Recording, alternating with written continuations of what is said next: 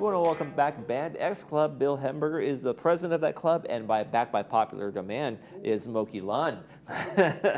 Coming off the big April show. We'll talk about that one and what you guys got coming up. But welcome back to the program. Thank you very much. Appreciate being here. Tell folks a little bit about how Band X is now Band X Club and what kind of the evolution of that's been. The Band X is a band here in the village, and we just decided to form a club late last year to accomplish a couple things, like we can start charging for our shows, but we also wanted to expand it into possibly other musical acts that we saw and would like to bring to the village.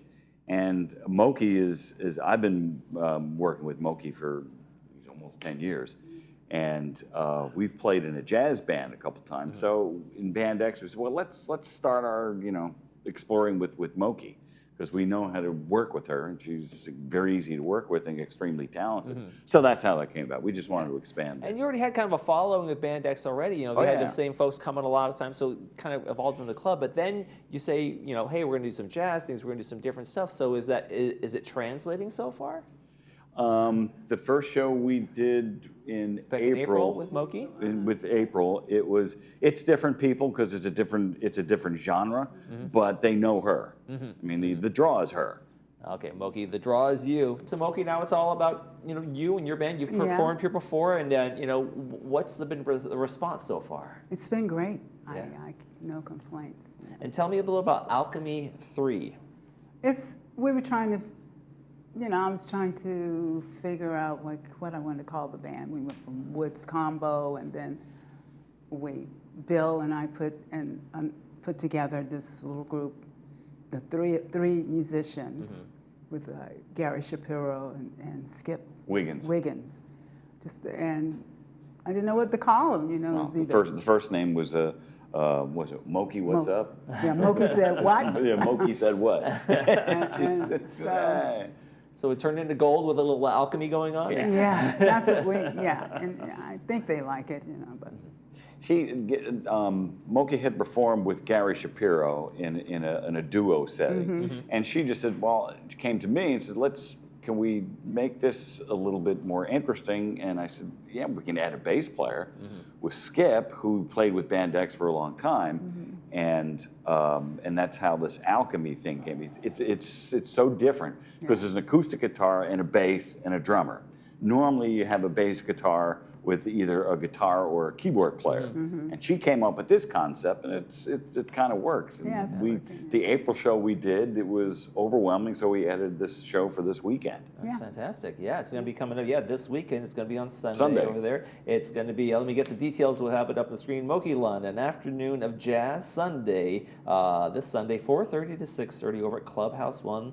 $10 at the door for folks who want to come by and see. Bring your own everything as usual. Yes, it's the village. Bring your own everything. Actually, it's Moqui Lund with not more than jazz, a little bit a mixture of a combination. And she comes up with these things, like we're working on the song called All Alone, which is an old Rita Coolidge tune, and we're working on it, and she's an amazing musician, and she says, why don't we put it into a shuffle? It's like, everybody goes, huh? Right. Okay. But we worked on it, and it works. And that's so we're, taking some of these pop tunes and adding some different jazzy feels to them. Yeah. Well, clearly Bill thinks very highly of you, Moqui, but tell us a little about your background and when did you start? Have you always been a performer? Did you grow up performing? I guess you could say that. I grew up in the church as always, just singing and hymnals and things like that. And then when I moved to California, I always wanted to go to San Diego, live in San Diego. So I moved to San Diego and start working little small venues in San Diego. And then I got the San Diego Hilton, which I work with a group called the People Movers.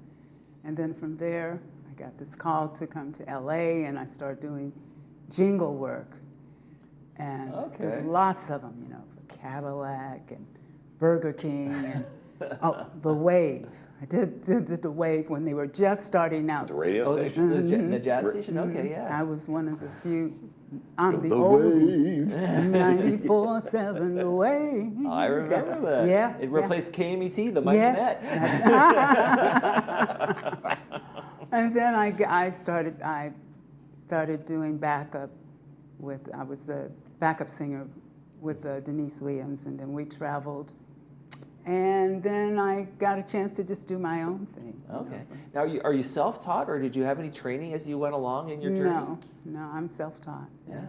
And you're recomposing Rita Coolidge songs and well, Rita, the story about that, Rita Coolidge and I are blood sisters.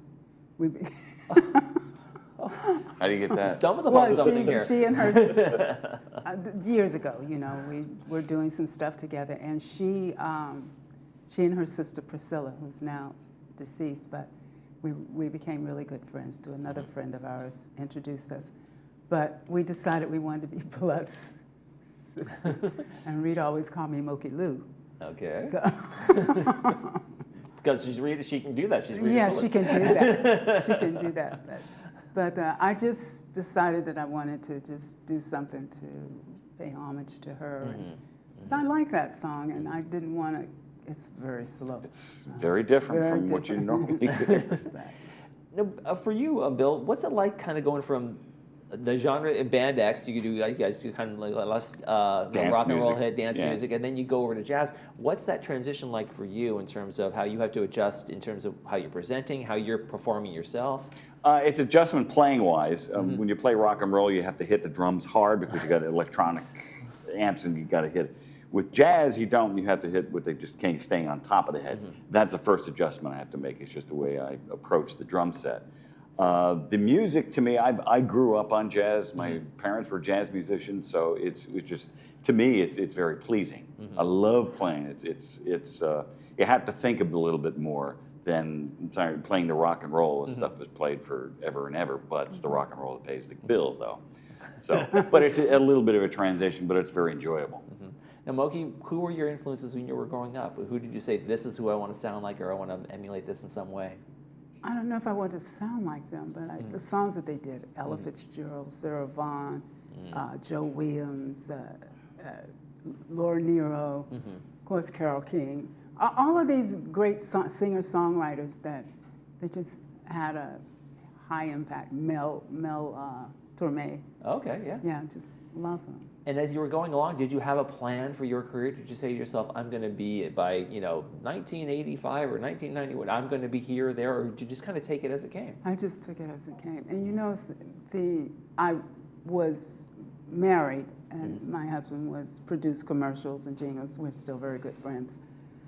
But I remember I was talking about Mel Torme and how much I just loved his voice and what he did, and he said, The Velvet Fog. Yes, it was the Velvet Fog. So it was my birthday. I'll never forget it. On my birthday, my husband said, I can't take you out to lunch. He says, I've got this studio gig, and of course I was angry. He said, why don't you come to the studio with me? What?